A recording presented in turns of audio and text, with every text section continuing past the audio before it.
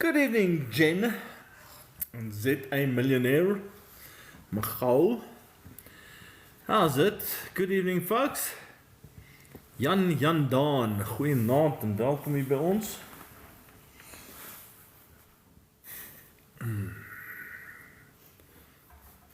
Calvin Bossa, Ronza, Mba, Ia, Orlando. Good evening, goeienaand. Hallo almal. Welcome to Thursday night Q&A on TikTok Live. Hallo Klaas. Dit is donderdag aand en dit is tyd vir 'n uur van vrae en antwoorde. Hopelik kan julle my nie vasvra nie. Maar ja, anybody that wants to go and post the first question for the evening, please feel free to do so. And let's see if I can give you some help tonight. Jen, hi Jen, thank you very much for popping in so early with your question. What is the one piece of financial advice you wish every 40-year-old knew? Wow, that's actually very interesting. I haven't thought about it like that, Jen, to be honest with you. What piece of financial advice you wish everything? I think, and this is most probably gonna sound like I'm ridiculous. I wish every 40-year-old knew how to budget. I wish every 40-year-old knew how to budget because and how to work a budget. I think and I believe that although we're talking about 40-year-olds, I mean every person, but 40-year-olds specifically, 40-year-olds and older, if people knows how to work a budget, how to plan around a budget, they will be financially better off. They will be financially stronger because they will actually start using the funds that they have, the income that they have, for what they need and stop wasting it on nonsense. And the fact of the matter is that when I speak to people, a lot of the people that I talk to are into that second phase of life where they have to really now start making their money work towards retirement and saving and pension. And very often when we sit and we have this chat, a 40-year-old is normally somebody that's got kids that are in their teenage stages, got a house that they like, got the cars that they like driving, got some bond debt, got some car debt. So basically everything in life is sorted out in terms of what we want and where we want to go. But we don't have money to spend on investments and making provision for the future. And then when I check and I say, do you have a budget? No. So how do you plan for your monthly expenses? And they go like, oh, well, I know which debit orders are going off and I know it's about this and about that. But that's it. So a lot of people get an income, their debit orders go off, they pay what needs to be paid, and then whatever is left, they just spend. And if they actually worked on not spending that money, they would have money to invest and they would have a better future. So yeah, I think although it's relevant to everybody, I think the one piece of advice would be know how to do a budget, know how to work a budget. Jen, but I am going to think about this question, and if I come up with something better, I'm definitely going to mention it. But thank you. What a nice question to start with. Got me thinking here for a change. The Prof Exor, the professor, ek soek nog steeds iemand met 'n Cat 2 lisensie. The professor, why do you want somebody with a Cat 2 license? I know that there's a lot of people always wanting these Cat 2 and Cat 1 licenses, and I know there's people are paying substantial amounts to buy these licenses. So, Professor, if you can tell me why you would like a Cat 2 license, then maybe I'll help, or maybe I'll try and help. I'll speak to my compliance officers and ask them that if they hear about something like that, they must contact you. Question is always, I take it that you are in the financial services industry and that's why you want a Cat 2 license. But if you want a Cat 2 license, the question would immediately be, okay, but do you have a KI, or are you a qualified KI on that Cat 2 license? Because the license is going to cost you a couple of bucks. Appointing a KI is also going to cost you a couple of bucks. Tic-tac-toe, good evening, good sir. How's your business going? I know how to budget too, tic-tac-toe says. I believe you almost. I still don't know what your name is, so I still don't know. I know that you know a lot about insurance and giving advice, but I will only really believe you when I know your name. PF Millet, wat dink jy van die voorheen produk? Wat dink jy van die voorheen produk wat Marcius verkoop? PF Millet, I'm going to answer this in English. What do you think of the forehand product that Marcius sells? Well, first of all, sure you know that Marcius is my son. And I'm sure that you know that he's got a number of products that they do. They've got the Discovery 4x4 product. Well, that's how they refer to it. You know that they've got a number of different investment funds that they do, which includes derivatives, hedge funds, cryptos, golds, etc. What do I think about all of that? I think all of that is good for the right people. Marcius and I have had many conversations over the years about the different products, giving of advice, investments, etc. And basically the only difference is that I am more conservative than what he is and what his company is when it comes to investments. So they like a much more aggressive approach when it comes to investments, where I am much more conservative in my approach to investments. And when it comes to the life products, I take my lead in terms of statistics and how long people keep life products. And based on that, I feel that the 4x4 product that they sell is relevant and good for some people, but not for everybody. And my personal opinion is, with regards to their products and the products that we sell, at the end of the day, it comes down to the advice. Very much to the advice and the financial advisor that gives it.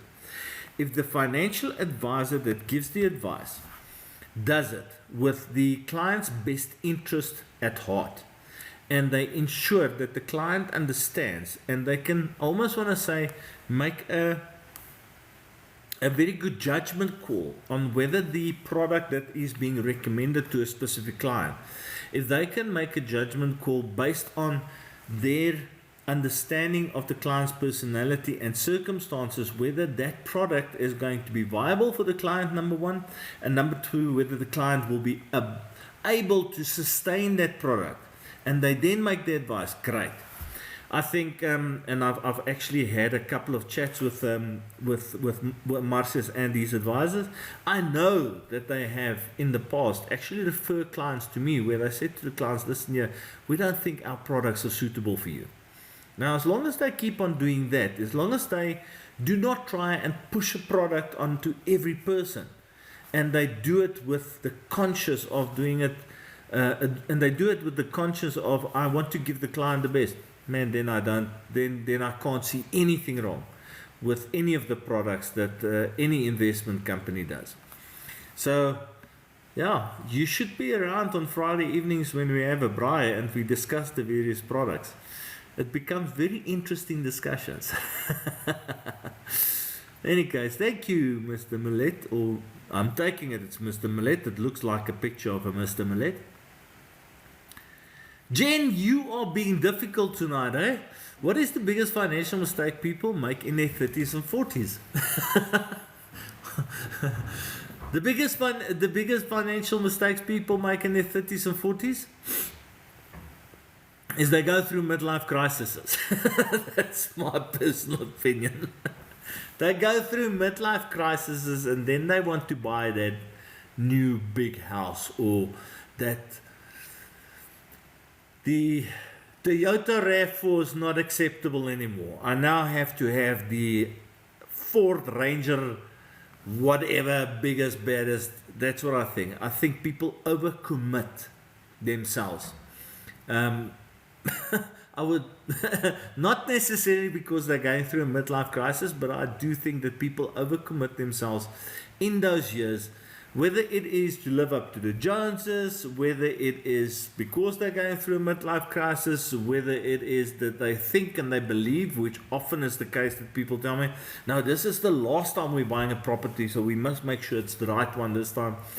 I don't know, but yeah, that's the thing. I think people overcommit in terms of the assets that they buy, because they buy too big, they buy too expensive, and then they battle to service it financially. And because they're doing that, once again comes down to their personal provision for the future, because they overcommit themselves financially, they then live very much on the breadline, so to speak. Oh, hold on.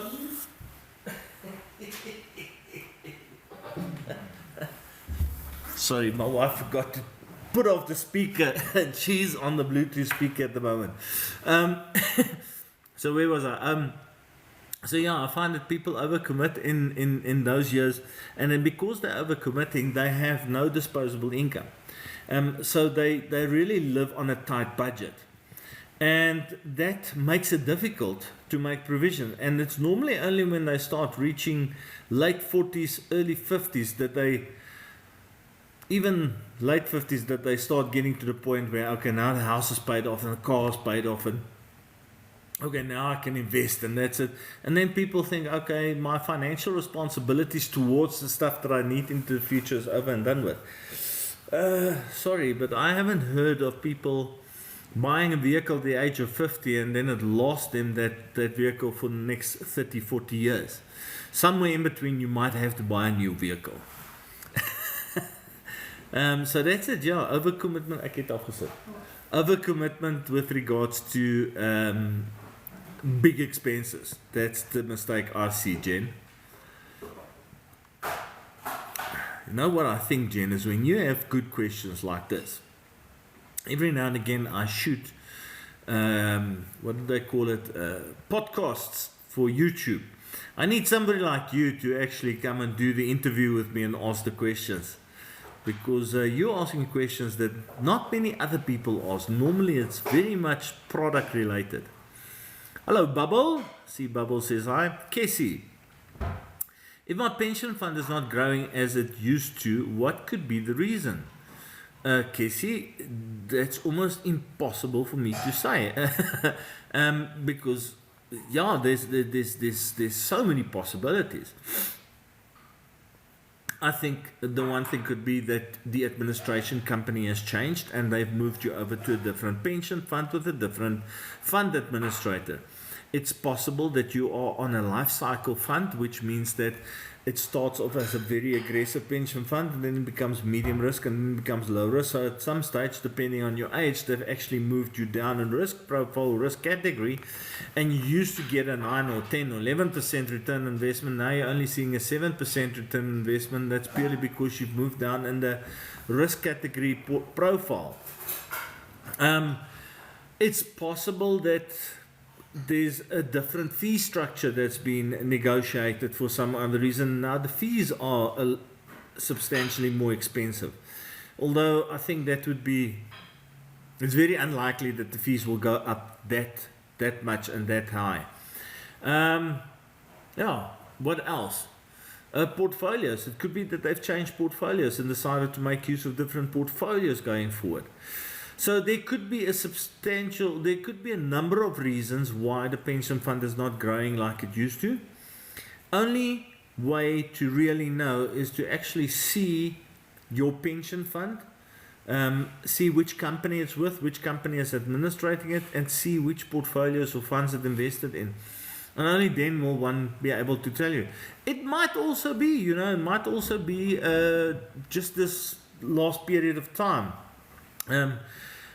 Change in economic circumstances. I mean, if you go and you look at what happened since January this year with regards to the US-Iran war, people were going into absolute panic stations again here around about March because the stock exchanges started taking a dive and everything like that.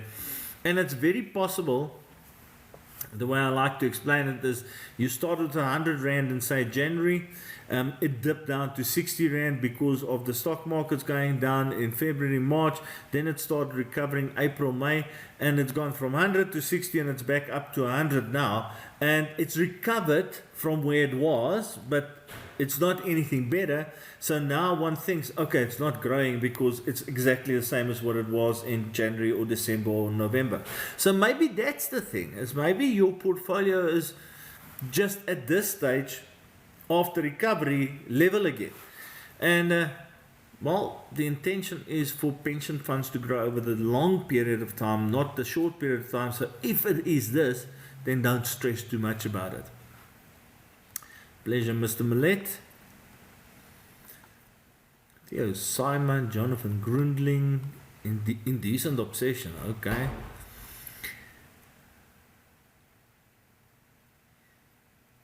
Tic-tac-toe says, RA is unpaid for several years and the client is 55 plus. Should he take a portion and start a new one? No, I would not do that. So if you've got a retirement annuity, and let's make it simple, let's say that you've got a retirement annuity that's worth 1.5 million, just so that we can work with round figures. And you get to the age of 55 where you are now allowed to exercise your retirement options. Let's say you take 500,000 Rand from this retirement annuity as your 1/3, and you've not taken any pension or provident funds from anywhere in previously. That 500,000 Rand is going to be tax-free. Now, the moment you take that 500,000, you put it into an investment, into a new retirement annuity, then obviously you're going to get the tax deductibility of whatever you on and limited to what you can contribute. So for some people it will be 20,000 Rand, for other people it will be 200,000 Rand. So that could be the. But now what you've created is already, although you've created a tax rebate for yourself, you've made that tax-free money taxable again. And you cannot in future now go and withdraw 1/3 again and again get the tax-free portion because you've already used your tax-free lump sum portion. So no, I would not take money from my RA to start a new one. If I'm going to start an RA and my existing RA is paid up at the age that we're talking about, you should be able to just get that old RA that's been made paid up to change it into a new generation product and start the premiums again. If you wanted to go into the same fund that you're busy with, or you just start a new retirement annuity, because at the age of 55, the likelihood is that you're now going to do the retirement annuity more for the tax benefits than what you're going to do it for the growth benefits. So that would be my opinion with regards to that tic-tac-toe. Thanks for the question. Simon Rakhale, Malik, gorgeous joint, B&Z. Jen.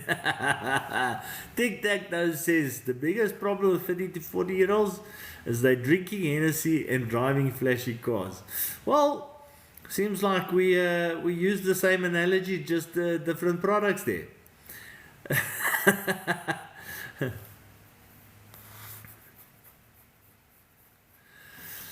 PF Millet, dink jy die bonus wat mens kry soos Sanlam Echo bonus maak sin, of is jy beter met Glacier RA? So the question is, folks, do you think that the bonuses that the person gets with Sanlam Echo bonus, for example, make sense, or are you better off with having a different RA like Glacier retirement annuity? So this is the thing. You can go and check with all the companies, okay?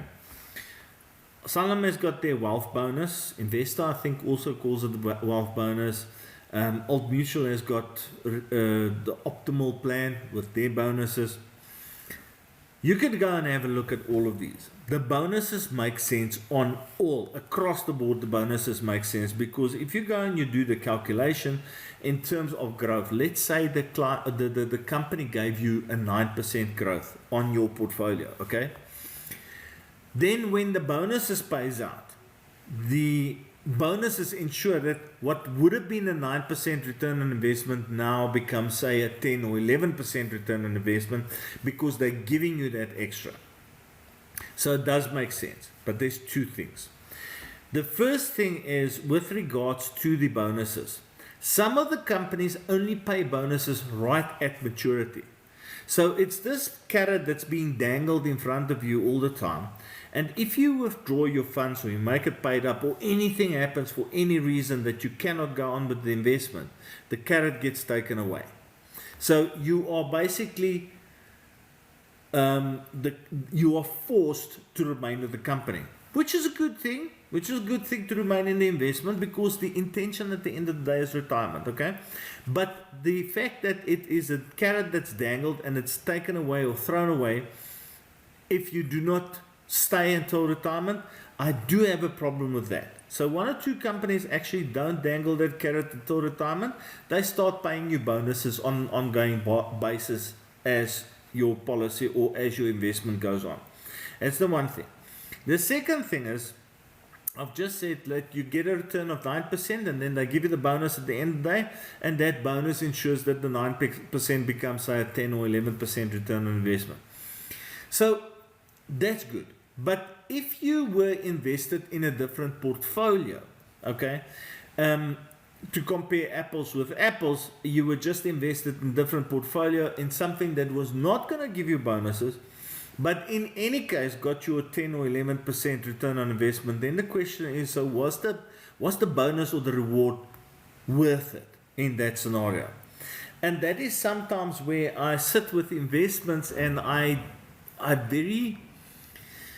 battle with making a decision for the client, because very often the company then also restricts you and say, listen, yeah, in order to get these bonuses, you have to be invested in this portfolio. And that portfolio I can see is giving a historic return of 8.5%. And I'm thinking, okay, client really wants this bonus. That's why they want to invest in it. But if I make use of a different portfolio, which actually shows that it's been given a 9.5 or 10% return, the client is going to get his bonus in any case, just with normal portfolio growth. The difference now is if I give the client not the investment that is linked to the bonus or the reward, but I give him an investment that's just linked to a good portfolio growth, isn't he better off then, because he's in any case going to get the 10 or 10.5% return on investment instead of the 9% return, which at a later stage will then give him a bonus as well. So Mr. Millet, I know it's not a straightforward answer, but unfortunately in my world as a financial advisor, it very seldom is a straightforward answer where I can give somebody just a yes or no, white or black. There's very often gray areas, and to move from the gray to the white or the black also very often depends on the client and their personal circumstances. So in terms of what you're asking here, and if I had to give you a very short answer without trying to explain it and trying to make it better understandable, does the bonuses make sense? Yes. What does it entail? You must stick it out. You must stay until the end to make or to receive your bonus. That's the important part. Okay, Mr. Millet, thank you very much for your question. As Jen, it's a pleasure. Think about that interview thing. Maybe you should contact me and we'll set up a YouTube thing. Matthews, good evening. Matthew says, hi, why is the process so long if you want to make an extra deposit in your retirement annuity? I cannot see that it must be long, Matthews. If you want to make an extra deposit into your retirement annuity, if the advisor does the paperwork that needs to be done, get you to sign everything, and then provide you with the bank details if you're going to do an EFT, this whole exercise shouldn't take more than 3 to 5 work days, and it should be done. Yes, if you want to do an extra deposit via a debit order, then it might take a bit longer because the company needs a bit of time to go and process the debit order. But in order to make an extra deposit into retirement annuity, should really not take that long. Yeah, I don't, and then again, I don't know what you refer to if you say long, but it's literally something that can be finalized in 3 to 5 days. I am going to be honest here. I've had clients that wanted to do lump sum injections into the retirement annuities, and then we're talking about small amounts, 10, 20, 30, and it's a lot of paperwork for a very small amount of investment, and therefore in terms of actual commission or fees that I earn, it's tiny. I would actually rather do it for free for a client as long as they don't put a time limit on it because that's where the pressure comes in for me is I just don't have the time to do those small things. And then I've been guilty that it's taken me a week, 2 weeks to get back to the client with the paperwork purely because of the amount of time it takes to do all that paperwork. But except for that, I really can't see, Matthews, why it should be a problem. In any case, let's move on. I hope that answered it for you, Matthews. Let's see what else we've got here. Jackie is back. Oh my goodness. Crazy Goat Farmer is with us tonight. Storm, Vroom, Anya. I just love reading the names always. Nico Koopman, Rihanna Botha, good evening. Rennie, Flava, Lucky, Kaz, good evening, Kaz. Bono, Sianda, Eric, Steph joined us. 786, hi Corey, hi 786. Tic Tac Toe says, Matthews, at the right company with the right platform, it's actually quite quick. Indeed it is. Most van der Hoeven, I think that's how it goes. INN8, it looks like it's going to be a good one. INN8 has been in the industry for a long time. I've always liked them. They do very good newsletter and CPD point exercise and so on. And yes, they have now officially gone into, I think it is business with Stanlip. They're both getting into bed together. Yes, I think it's going to be good. I think it's going to be a good merger. Langa says the bonus is for spending. That's the purpose. Langa, you're obviously not a financial advisor, my man. A bonus should never be for spending. A bonus should always be for provision. And in the sense that we've just discussed the bonuses on the Sanlam retirement annuities and other retirement annuities, those bonuses actually don't pay out as cash to anybody. Those bonuses only enhances your capital value of your retirement annuity. So in terms of the bonuses we were discussing here, you won't get the money to actually spend it because you will have to exercise your retirement option. Okay, but no longer, it's definitely not for spending. As a matter of fact, folks, I don't think bonuses is ever meant for spending. If you earn a salary, let's make it round figures. If you earn a salary of 10,000 Rand per month, okay, and you are diligent with regards to doing a budget, then you can pay everything and do everything you need to do every month with your 10,000 Rand. So if you then get a 13th check, which gives you another 10,000 Rand, so now you've suddenly got an extra 10,000 Rand for the year, you should not have been bargaining on that because that's not part of your salary. That is a nice to have. That's a gift almost. That you should use to pay your future self. You should invest that to help that older version of yourself that one day is going to need money. You have to use them. So you should be investing your bonuses. That's my personal opinion. And the more you do that, the better. The problem is that once again, because people don't have financial discipline and because people don't budget properly, what do people do? They work for a company, they earn 10,000 Rand a month and they start bargaining already on that 10,000 Rand that they're going to get in December. That 10,000 Rand is going to be used for my kids' school fees, or it's going to be used for our holiday, or it's going to be used for this, or it's going to be used for that. Wrong attitude.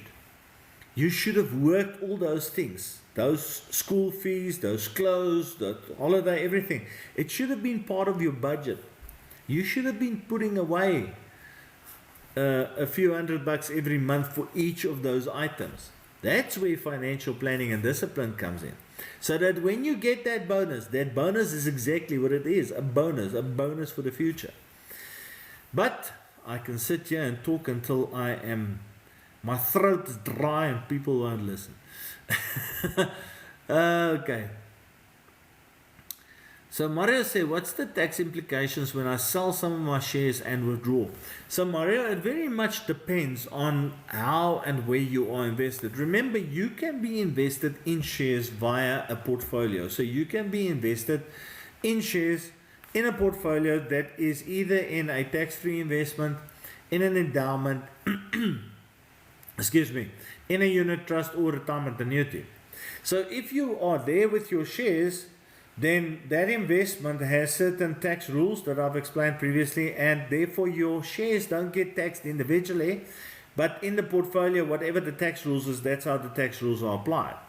If you've got shares directly that you invested in directly with a company, okay, on the stock exchange, and doesn't matter how you bought it, whether you bought it directly, whether you bought it through somebody like Computershare, whether you created the share account for yourself. If you then sell those shares, the gains, the capital gains that's earned on those shares, you will be taxed on in terms of capital gains tax. Which means that if you bought your shares for 100,000 Rand and it's grown to 200,000 Rand, the extra 100,000 Rand is taxed based on how capital gains tax works. I think a lot of people very often make the mistake of thinking, no, but the dividends that I receive on a yearly basis, that's being taxed as capital gains. No, it's not. That's dividends tax. So if there's a dividend declaration, then there could be dividends tax. So that's just a different thing. So that's basically the only or the major two ways in which you can actually be invested in shares. Is either directly, and then you get taxed when you withdraw based on capital gains tax, or via an investment and a portfolio. And then you are taxed based on the type of investment that it is. I hope that answers it, Mario. Pulpy D and Wachis. Refense, goodness gracious, I can't believe Refense is looking. I'm listening to Refense's music, so it will only be fair if he listens to my Q&A, although I don't think it's the same Refense. Folks, what a lovely thing to do. Blessed and Yassine. 786, another question. Corey, if you take 550k, which is tax-free from Corey, if you take 550k, correct, that is correct. So in pension funds, provident funds, retirement annuities, you get 550,000 Rand as the tax-free 1/3 you can do. So irrespective of what the value is of those funds, the first 550,000 Rand you draw is tax-free as part of your 1/3. So when I use the example now of 1.5 million Rand, it's purely to keep the figures as round as possible and make it as easy as possible to understand. But yes, I agree, 550,000 Rand is the tax-free portion. So if you have a pension fund that's worth 1.65 million, the 1/3 will be 550,000, and if you withdraw that, it will be tax-free. If you've got more, then everything else you draw, so let's say you've got a pension fund that's also worth 3 million Rand, and you want to take 1/3 on that side, then that's another million Rand, and now they start taxing you on a sliding scale on that. Herklaus says, happy the war is now sorted. Let's see if the Provident Fund can recover. Herklaus, I'm 100% sure it's going to recover, and I can tell you one thing. I actually spoke to one of my clients today, for which we have done substantial international investments, and at the beginning of the year, these investments did not perform very well, and they've been invested for about a year and they had not performed very well, but it was purely because of, and this is the thing, this is what people don't realize, is your economists and your portfolio managers and everybody, they've seen this trouble coming, they've seen these problems. So the markets has actually been pretty flat in certain industries over certain time periods. So for my client that was invested, although we did it through a fund manager and a direct stock broker, the investment has not done fantastically well until January, and now in the last 4 or 5 months it's just grown exponentially because of the war thing that's been sorted out. And that's where the benefit comes in of actually making use of specialists. I will never try and just invest people's money and go, I think we must be invested in that share and that share and that share and that share.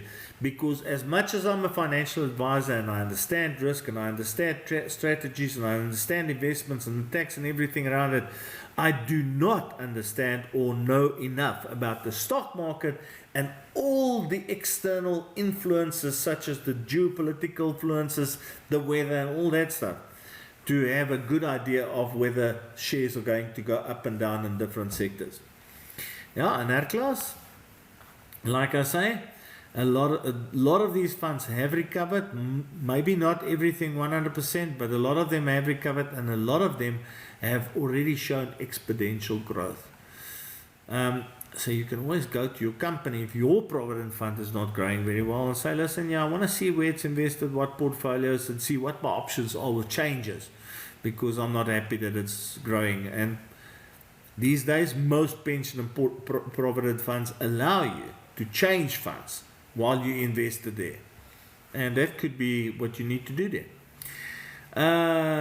That's if yours haven't recovered and you're not happy with the growth. Sorry, let me just say that. Donovan, Silver Dragon, Donovan says, Amen. Don't know to which question, but great, thank you.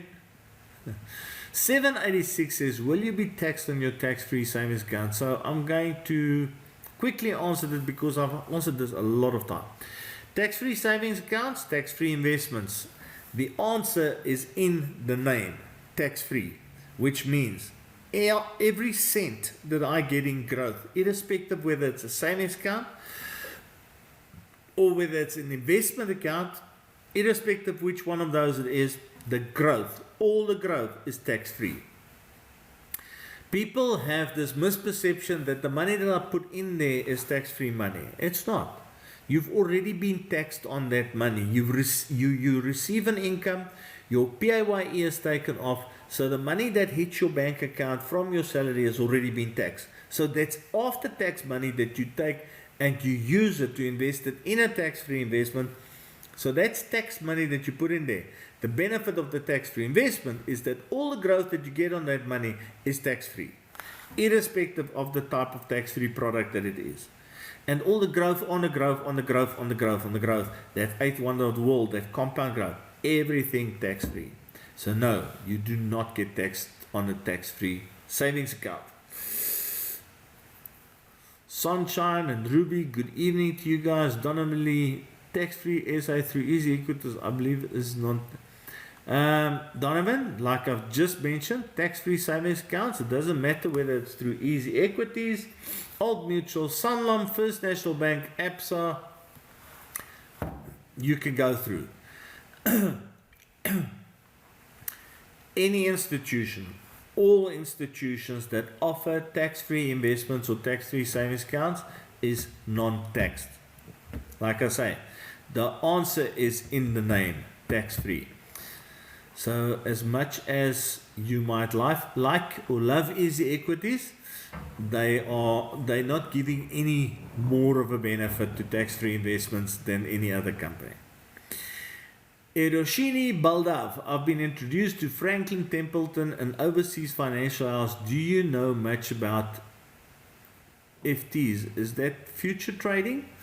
Can't say I do, no. So Franklin Templeton I've heard of. As a matter of fact, there's a lot of these international companies that I've heard of, and they've got some very interesting investments. That's not necessarily always something that is similar to what we have in South Africa. Different portfolios, etc. And so many of them. So I know about Franklin Templeton, and yes, it's very possible that they could have very interesting investments in futures and stuff like that. But I do not know what you are referring to when you're referring to an FT, and I will not know about Franklin Templeton's actual investments or their products. But if FT is something like futures or so, well, then I can tell you that it is used in the majority of portfolios that we sell. We just don't try and go and extrapolate it to try and tell people so much is in futures and so much is there. It just becomes way too technical, and for the normal man in the street investor, it's not really of any importance. Might think that I'm being lazy to answer a question, but I'm not. It's just the truth, folks. Sometimes people try and become, or sometimes people do get too complicated, or they start getting too technical. I keep on telling people investing is very simple. Investing is very simple, but you can make it very complicated. If you understand the nature of the taxes on investments, and you understand the risk associated and how risk works, and you combine those two with the right products, you're well away. You don't have to worry about anything. The thing is, people take those two things that I've just spoken about, which I can explain to people in 10 minutes, and then do an investment, and then they want to become very technical. Then they want to start asking, but does the portfolio manager take this, and what happens to the rand dollar, and seriously, for the normal man in the street, for the normal, even for most financial advisors, to be honest with you, all that stuff doesn't matter. All that stuff doesn't matter. If you've got the right product, the right portfolio, you don't have to worry about all that stuff, because you will get a good return, and that's what it's all about, a good return with the best tax benefits. Anyway, guys, thank you Tic Tac Toe for mentioning that tax-frees are always tax-free. Eureka, interesting name, Eureka Reineke. Bukono and Sanet van Sail is with us. Dolls, Werner van Heerden, Elizabeth, good evening to all of you. Sharon. I'm just scrolling through until I get to the next person. Anonymous has joined us. Well, you're not so anonymous when I can see your picture. Charlene, good evening to you. You still pop in every now and again to come and say how's it. Promise, good evening. Annelies Kok, how's it. Sean Chally, good evening to you. Oh, goodness gracious. And here is a question by La, L-A, La. Hello, La. Oh, it's not a question, it's a statement. It's, as long as you don't exceed the 46,000, that contribution for the tax-free savings. Yes. I think we all know by now that if you put in anything more than 46,000 Rand, you are being taxed on the contribution. You're still not taxed on the investment amount, okay? So if you invest 46,000 Rand per year, like I say, every cent in growth that you get is tax-free. If you were to invest 46,100 Rand, so you put in 100 Rand too much into your tax-free investment, that 100 Rand is taxed at 40%. So that money goes into the account, but you taxed at 40%.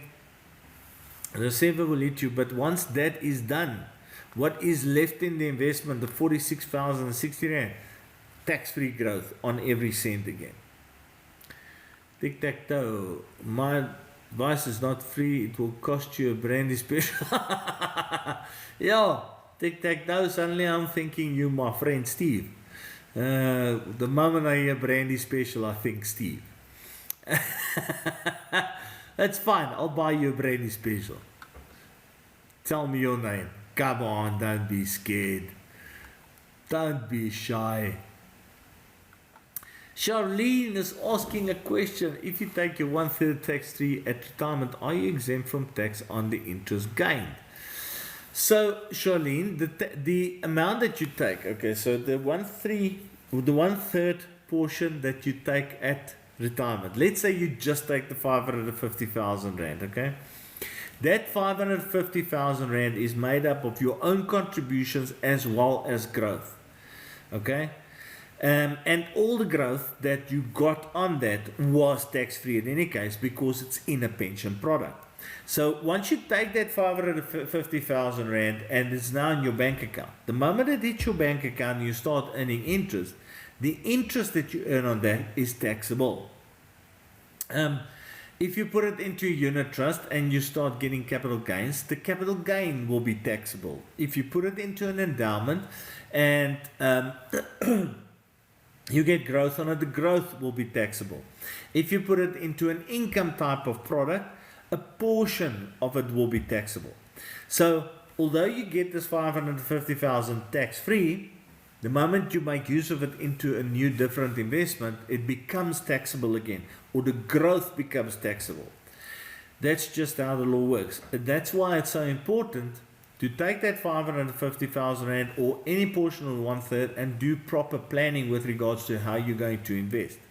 Because now everything becomes how much is your income, what's the PAYE bracket you fall into, etc., etc. So you have to go through the whole process of determining again what's going to be the best investment going forward with this 1/3 or with this 550,000. So the short answer is no.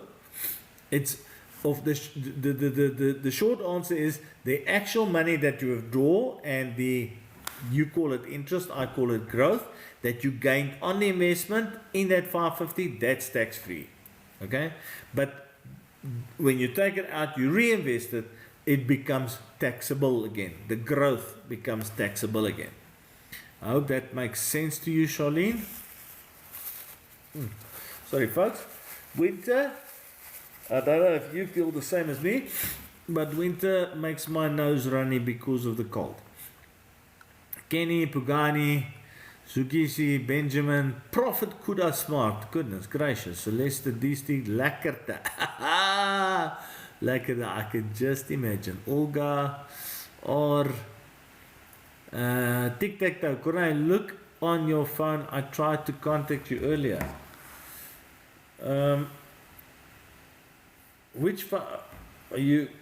Oh, Tic Tac Toe, I take it that might be my social media phone, because what I get on social media and what I get on this is two different things. I'll go nuts if I have that phone next to me all the time.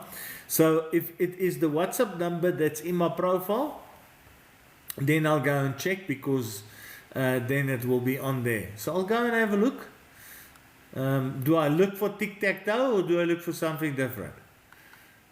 We're having a fat conversation here in between while we're answering people's questions. Let's see. It seems, people, that I've answered all the questions tonight. This is almost impossible. Let's see. No, there's Charlene. Whew. What is the prime rate and repo rate? Okay, so let's see.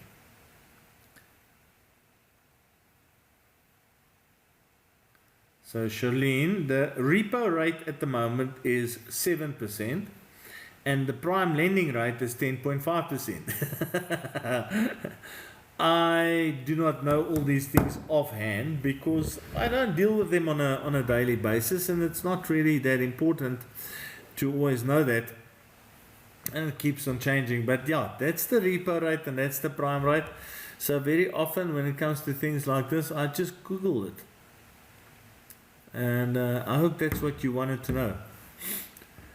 None among you. Okay, interesting name there. None among you. The tax man is killing everyone. Okay, none among you. When I hear a comment like this, I just want to jump on my soapbox, I swear. The tax man is not killing anybody. Really, the tax man is not killing anybody, folks. Seriously. Yes, we pay a lot of tax, but we're not paying the most tax of all the countries in the world. We're definitely not paying the least, but we're also not paying the most. Second of all, if you plan properly in terms of your investments, okay, you can actually save and reduce your tax liability substantially.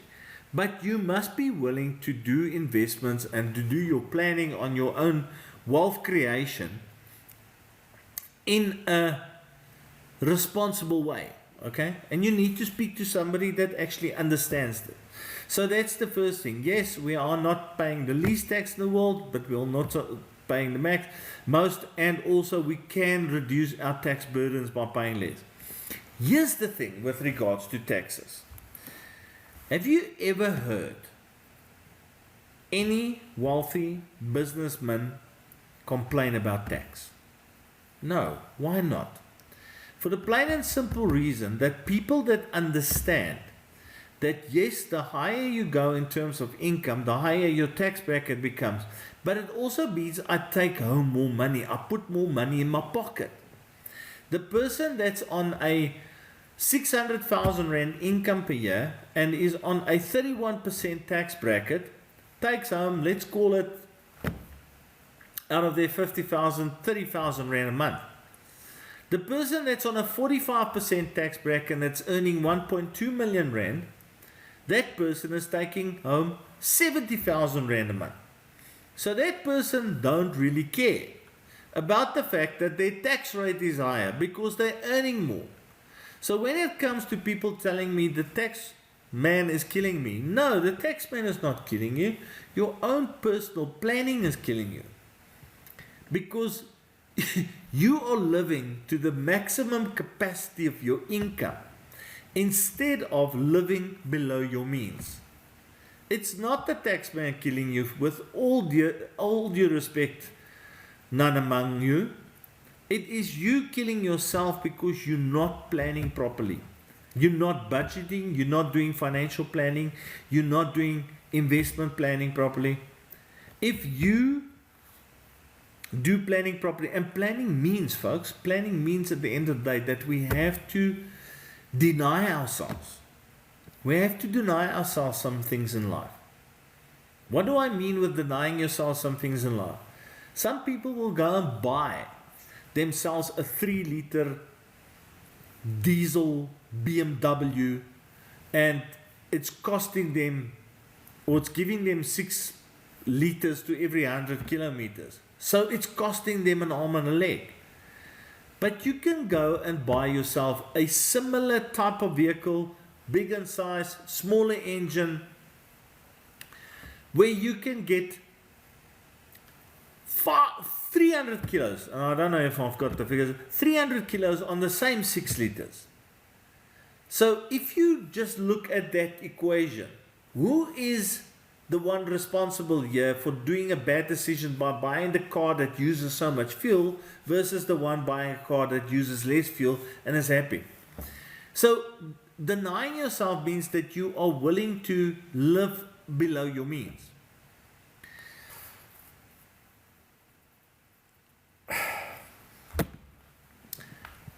I cannot tell you how often I've spoken to people that find every excuse in the book to buy themselves a new big screen TV, a bigger car, a bigger house.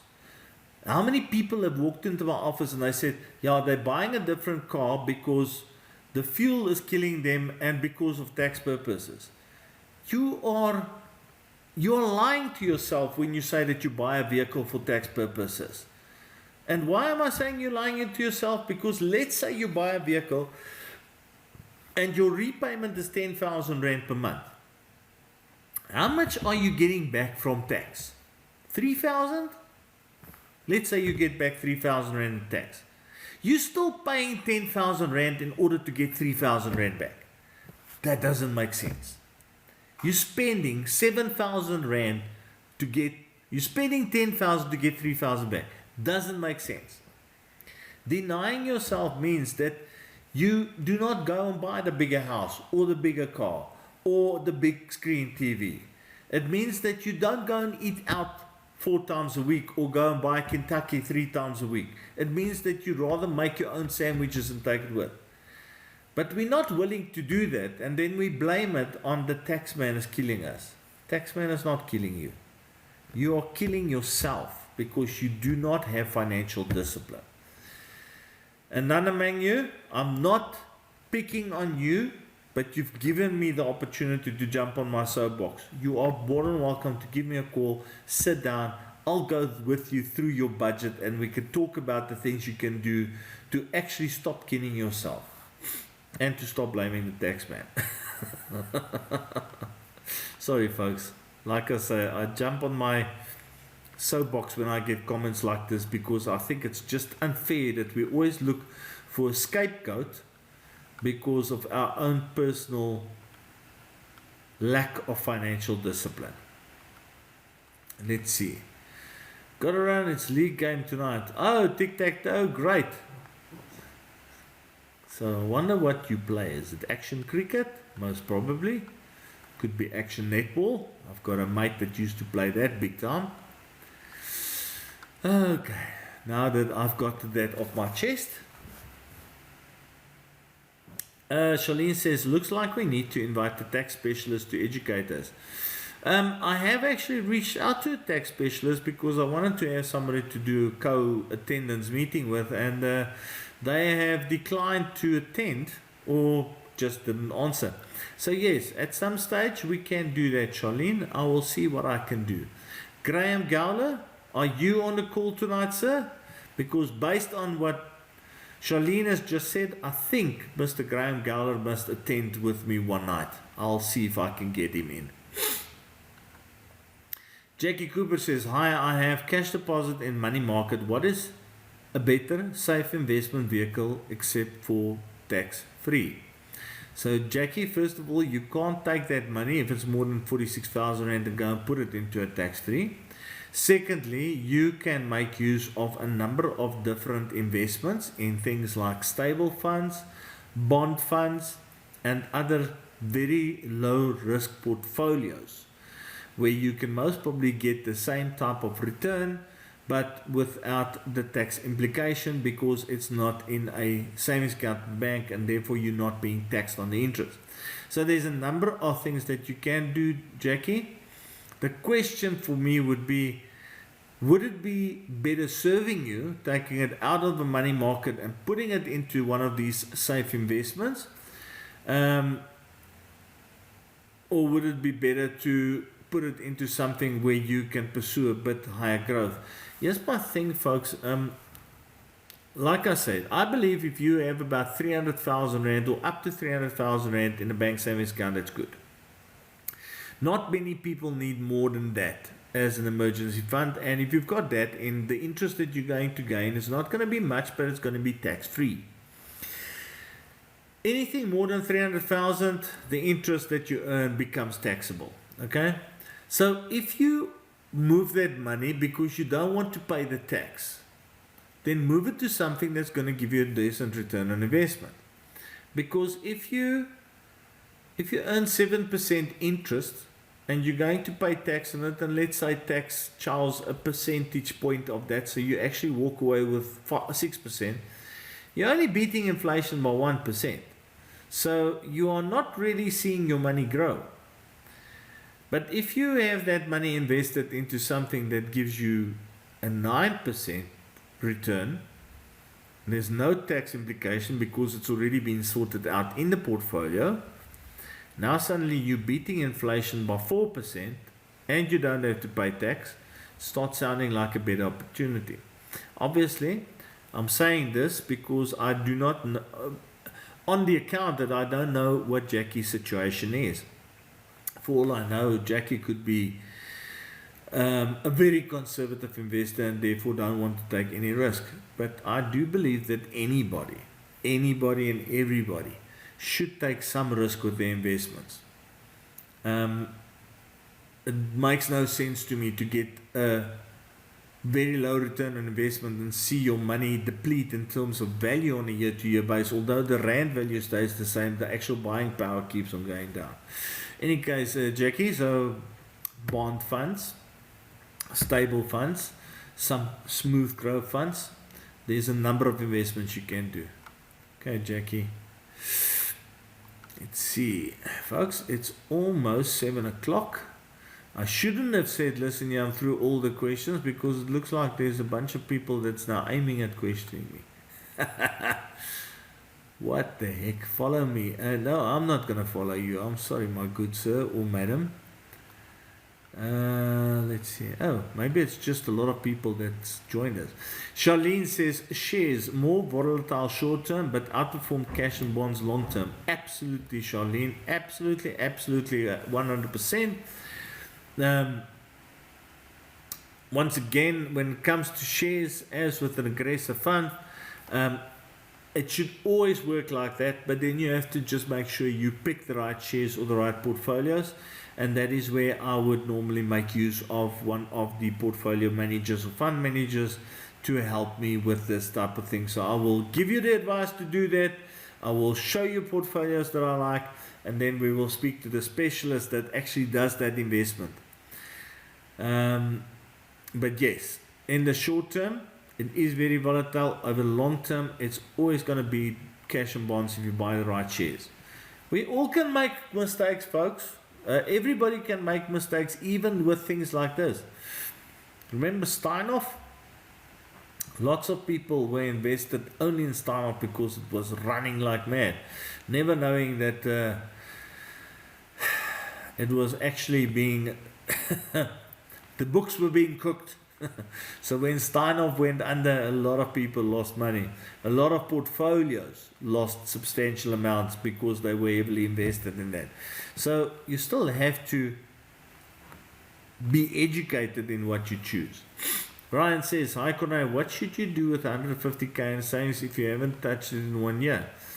Ryan, if that is the only 150k that you've got in your savings account, I'd say that you must actually just leave it there, because you still need the funds as an emergency fund. And Murphy's Law says the moment you draw it and put it into investment, something happens, you need the funds. So I would say you leave it there. But Ryan, it very much depends on other things such as debt. Maybe you should pay off debt if you've got big debt. Maybe if you've got enough in bank in emergency funds, you should go and look at investing it in unit trust or endowment. If you want to go and do that, it's going to depend on your tax rate, which is the better, and how long you want to invest for. So there's a lot of things that you can do with it, Ryan, but without knowing any of your information, I can't give you a straightforward answer. All I can say is, if that 150,000 is all you've got in your savings account, leave it there. It's a good emergency fund. Folks, it is 7 bells on a Thursday night. I've had a wonderful chat with you again. Thank you very much for attending. I think we've had a substantial amount of people tonight. I don't know why. Maybe people can't go out. It's too cold. So I see that we've had at least another 30 to 40 people constantly on the call tonight, more than usual. To you all, if you've listened and if you like, thank you very much for listening. You know that you can go and find my WhatsApp number in my profile. You're welcome to send me questions there or make contact, and we will gladly assist. For the rest, for those that don't want to do anything like that, until next week, Thursday, go and have a blessed week. Keep warm. I hope you have a prosperous and blessed week. All the best, folks. Keep well. Bye-bye.